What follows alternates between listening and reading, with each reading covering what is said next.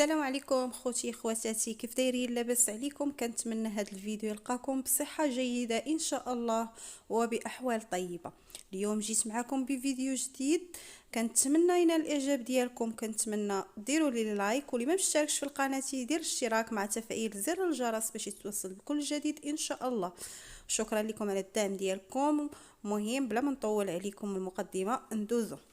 كيف عرفتوا المشكل اللي واقع ما بين فاتي جمالي ولاعب المنتخب الوطني حكيم زياش؟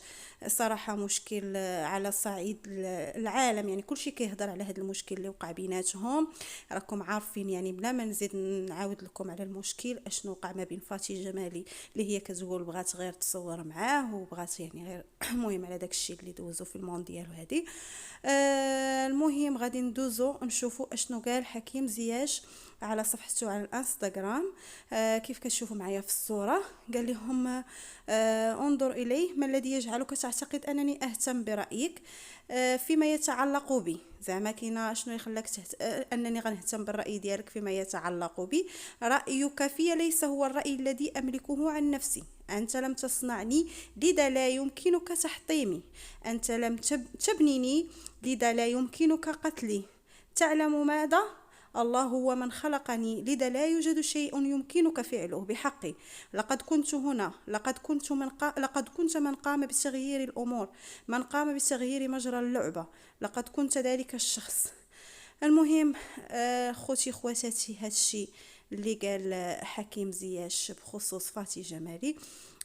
حكيم زياش كيف كتعرفوا هو واحد الشخص اللي محترم وذو اخلاق، وكيف كتعرفوا ومعروف عليه على الصعيد العالمي.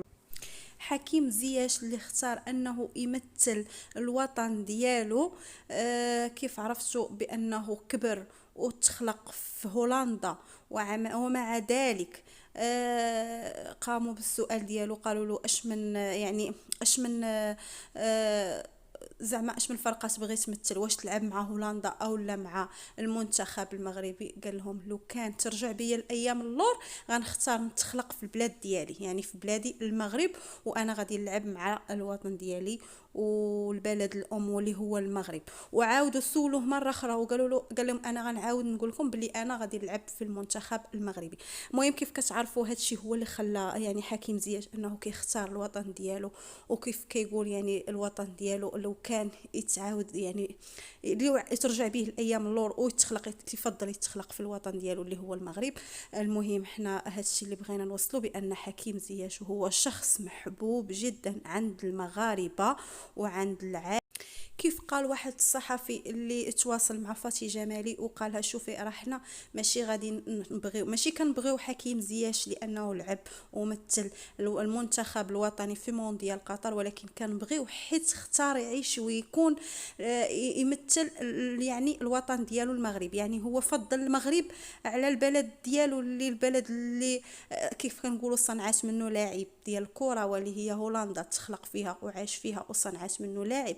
وهو مع ذلك اختار انه يعيش في اختار يلعب مع المنتخب الوطني المغربي ويكون لو ترجع به للور غادي يختار المغرب.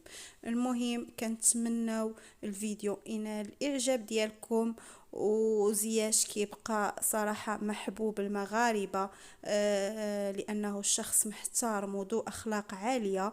وفاتي جمالي حتى هي راها مغربية، والله يهدي مخلق ويمكن سوء تفاهم. المهم الى عجبكم الفيديو نتلاقاو فيديو جديد اخر، ما تنساوش لي لايك واشتراك اللي ما مشتركش في القناة.